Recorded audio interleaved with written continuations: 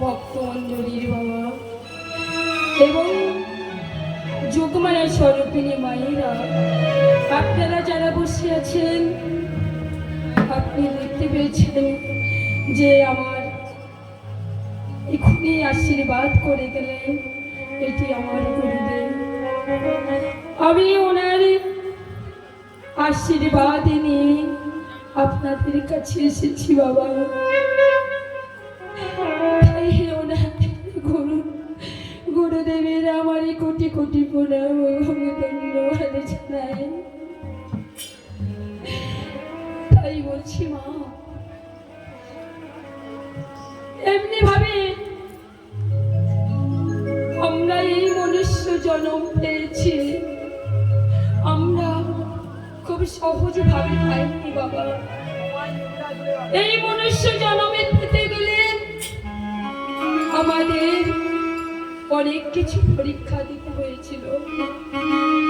তাই গৌরী হরি আমার কি করলেন, নিত্যানন্দকে সঙ্গে। তাই এইখানে বলছে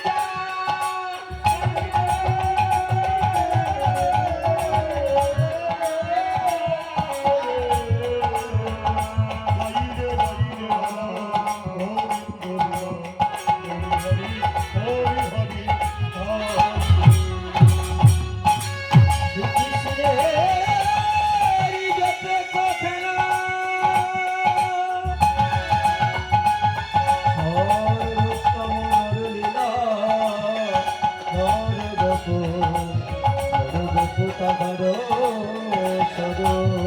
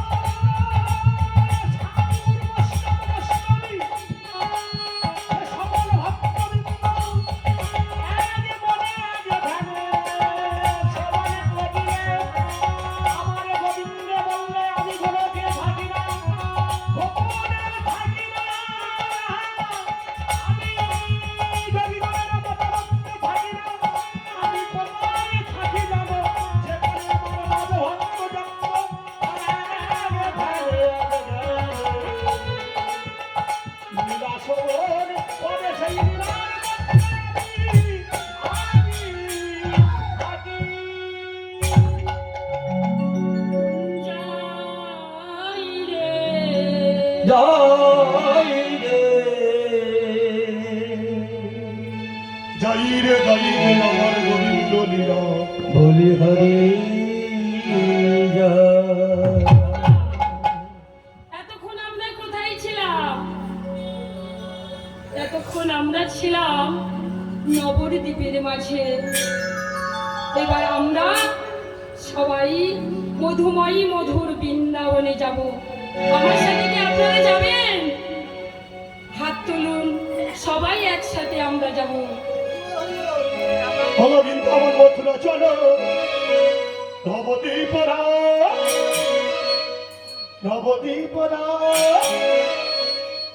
হরে কৃষ্ণ নাম জপ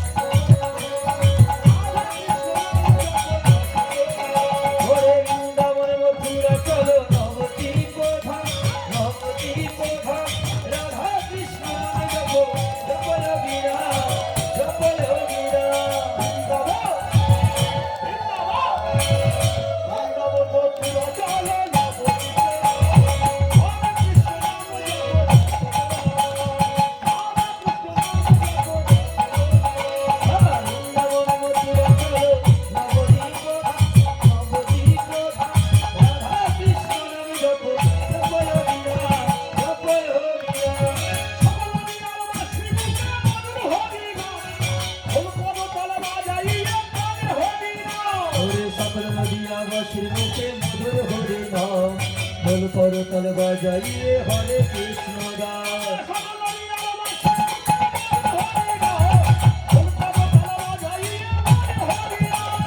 সকল দিয়া বাসি মুখে মধুর হরি নাম করতল বাজাইয়ে হরে কৃষ্ণ দাস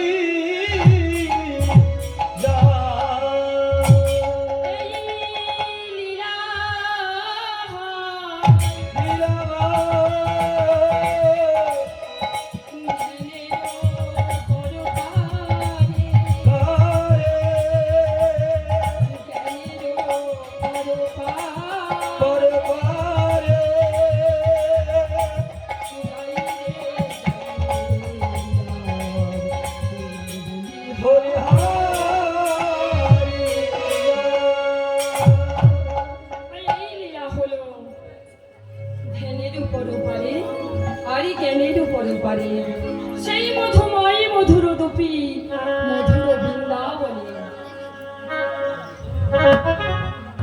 এই বৃন্দাবনে মায়ের আনন্দময় ঘনদুলাল মায়ের সুখ সজ্জায় নিদ্রায় নিমগ্ন আছে। আর মা আমার প্রভাত সময় গৃহকর্ম করছে। এমন সময় মায়ের আদরের গোপাল মায়ের শয্যা ত্যাগ করে মায়ের সামনে দুটি করপিতে দাঁড়ায় বলছে, মা মা মা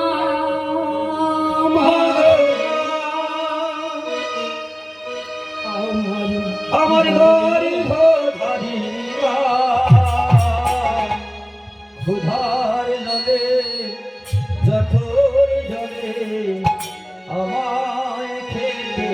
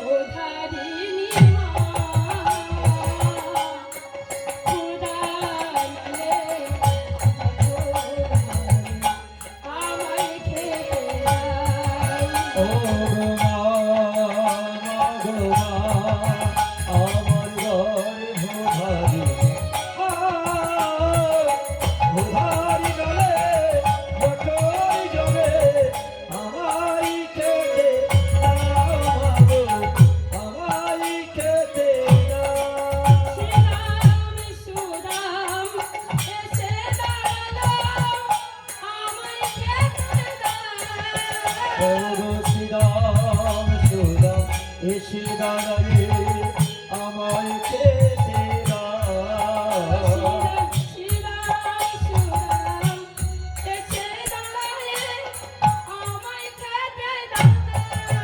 ওই না শ্রীরাম সুদাম এসে দাঁড়ায়ে আমায় খেতে দাও।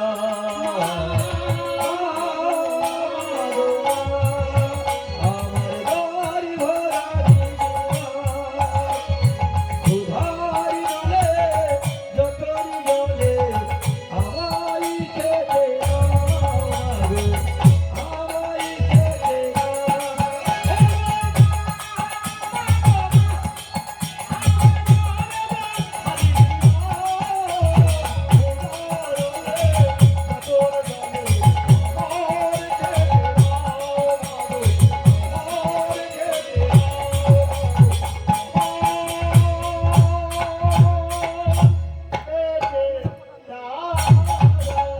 গোপাল, গোপাল আমার মায়ের কাছে দুটি কর পেতে দাঁড়ালে বলছে, মা মা আমার খুব ক্ষুধা পেয়েছে, মা দাও দাও আমাকে কিছু খেতে দাও। মা আমার মনে মনে ভাবছে, আমার সাথ নই, তুই তো আমার সাথে নয় পারি না, তুই তো আমার একমাত্র গোপাল।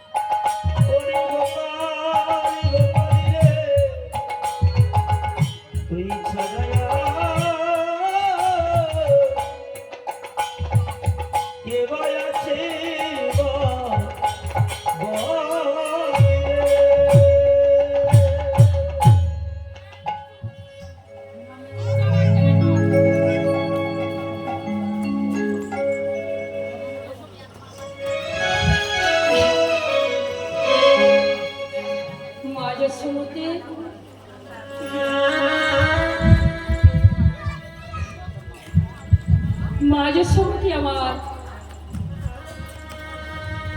গোপাল বলছে, মা মা গো আমারই খুব ক্ষুধা পেয়েছে, মা দাও আমারই কিছু খেতে দাও। মা মা বলছে, ওরে গোপাল আমি হলাম রাজরানী, আরে আমারই ঘরে এই নবলক্ষ ধেনু থাকিতে আমি তোকে বাসি লবণ খেতে দেব না। অনেক বিলম্ব করো, আমি এখনই দধি মন্থন করে আনছি। এই কথা আমার শ্রবণ করে গোপাল মা, যিনি আমাদের সৃষ্টিকর্তা, যার অনুসরণে ছাড়াই আমরা এক পা চলতে পারি না, যা যিনি আমাদের পরমেশ্বর, তিনি আজ কিসের ক্ষুধা পেয়েছে, মায়ের কাছে কেন খাচ্ছে? আমাদের মতো জ্ঞান অন্ধ ভ্রমন্ধ জীবীকে শেখাবার জন্য বাবা। মায়ের কাছে কর পেতে দাঁড়াই দাঁড়াই বলছে, মা দাও দাও, আমারই ক্ষুধা পেয়েছে মা, আমারই কিছু দাও। মা যখন বললেন, ওরে গোপাল, আমি হলাম রাজরানী, আর আমারই ঘরে নবলক্ষ দিন থাকিতে আমি বাসি নবনী খেতে দেব না বাবা। তো আপনাদের ঘরের সন্তানকে তো আপনারা ওইভাবে যত্ন করেন, তাই না? কিন্তু আমার মা যশোমতী যেখানে নবলক্ষ ধেনু আছে, উনি বাসি নবনী খেতে বা দেবে কেন? বলছি বাবা, আমি বাসি নবনী খেতে দেব না, একটু বিলম্ব করো। আরে শোনে গোপাল, আমি শুধু তোর কর পূরণ করে নবনী দেব না বাবা, তোর উদার পূরণ করে দেব। মা এই না কথা গোপালে যখন শ্রবণ করেছে, গোপালে আমার মনে মনে চিন্তা করছে, বলছে মাগো, এই সংসারে যে আমার বলতে কিছু নাই, তুমি তা জানো না। তুমি যেদিন এই সংসারে এসেছিলে, সেদিন কিন্তু এই সংসার বাবা ছিল, আরে যেদিন তুমি চলে যাবে, সেদিনও কিন্তু এই সংসার থাকবে। বলছি মা, এই সংসারে কেউ কারু নয়, তাই তুমি জানো না, আমারই আমারই বলে বলছ। ওরে কেউ তো কারণ নয়, জানিও গো দয়াময়, মিছে মায়ায় ভাবে এই সংসার, দিন যাবে আসবে, সবই তো হারাবে, কে আমার আপন হবে, কে আমার আপন হবে।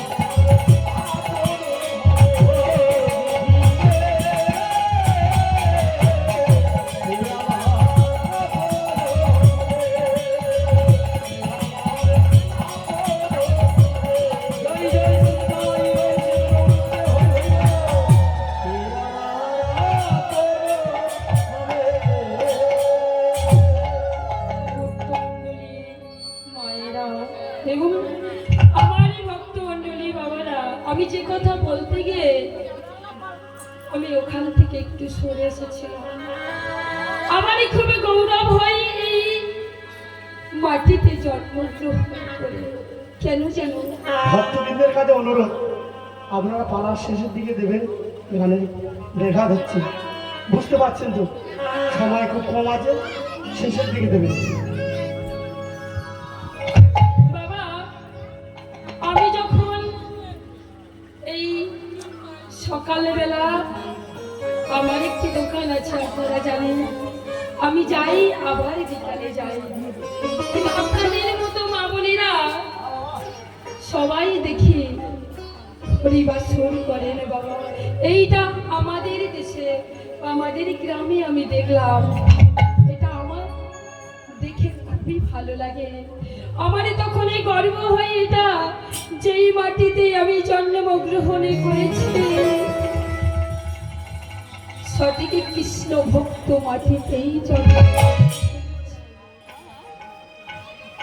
আর আমার কখন ভালো লাগে জানো বাবা, ঠিকই কার্তিক মাস আসবে, আমার মা জননী দেখো বসে আছেন। কার্তিক মাসে দেখবে সারা মাস ভোরে থেকে যে হরিনাম করছে আমাদের সাধু বাবারা, দেখবে হরিনাম নিয়ে ঘুরছে। আর আমি তখন শুয়ে শুয়ে যখন আমার কানে ওই হরিনাম যায়, আমি শুয়ে শুয়ে ভাবি, আরে বলি প্রভু গো, আমি যে মাটিতে জন্মগ্রহণ করেছি সেটা কৃষ্ণ ভক্ত মাটিতে, কিন্তু জানি না আমার ভক্তি হবে কিনা। এটা বাবা আমি কোনোদিনই জানি না।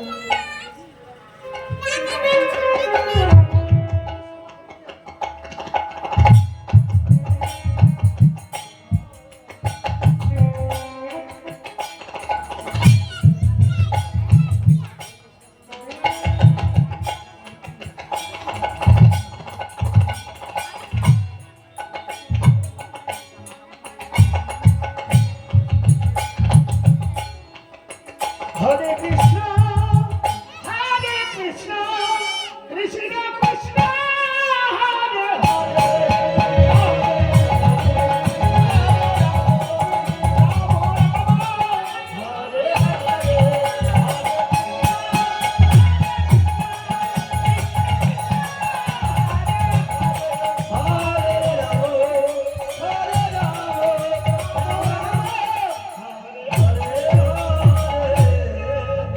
তাই বাবা আমি কখনো ভাবিনি যে আমি সত্যি কখনো আপনাদেরই চরণ আশ্রয় পাবো। আমি কখনো ভাবিনি, জানি না আগামী দিনে আমার কপালে কি আছে, আমি বলতে পারবো না। ঈশ্বরী কি বা লিখেছে, ওনারই অনুসরণে ছাড়া আমরা দেখা চলতে পারি না। তাই বাবা আমরা আজ মা যশোমতী আমার যখন আমার গোবিন্দ ক্ষুধা পেয়েছে এই না কথা বলেছে, গোপাল বলছে মাগো এই সংসারে বলতে আমাদের নয়, আর সংসারে তোমার নয়, তোমার আর তুমিও সংসারের নয়। কিন্তু মা তুমি যে আজ অহংকার বশত যে কথাটা বললে,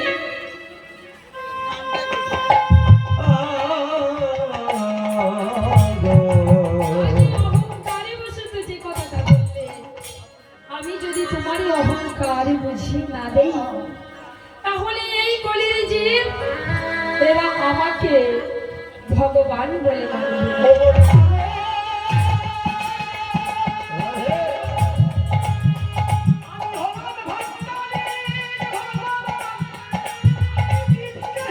মাগো,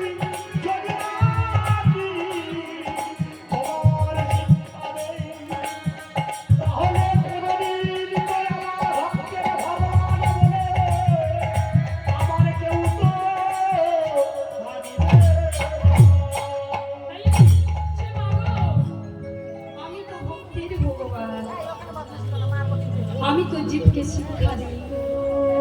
আরে যদি আমি তোমার এই অহংকার ভেঙে না দিই, তাহলে এই কলির জীব এরা কেউ আমাকে ভগবান বলে মানবে না।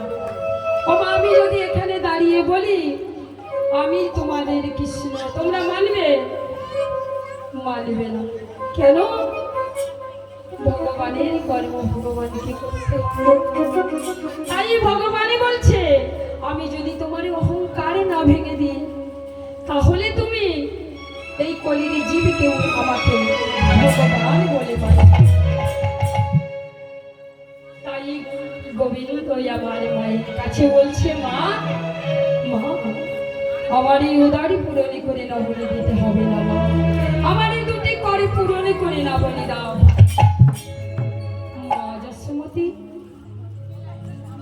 বলছে, ওরে গোপাল, যার ঘরে 9 লক্ষ ধেনু আছে তুই অমনি সত্য করে পূরণ করতে পারি বাবা। গোপালে তখন মনে মনে বলছে, মাগো আজ আমি দেখব তুমি কেমন করে আমার কর পূরণ করতে পারো। এই বলে মা গোপাল মাকে বলছে, মা দেওয়া বললে তো দেওয়া যায় না, তুমি আমার মস্তকে হাত দিয়ে তিসব অঙ্গীকার করো যে আমার কর পূরণ করে নাও দেবী। মা তখন বলছে, বাবা শোন শোন, আমার যে একটা কথা আছে বাবা। গোপালে বলছে, বলো মা। তোমার 7 নয় 5 নয়, আমি একটি মাত্র গোপাল। খুলে বলো, আমার কাছে ছাড়া তুমি আর কার কাছে বলবে? আমার কাছে তোমার মনের কথা খুলে বলো। মা আমার এই না কথা শ্রবণ করে বলছে, ওরে গোপাল তুই আমাকে কথা দি বাবা, যেদিনে আমার অন্তিম সময় হয়ে যাবে, যেদিনে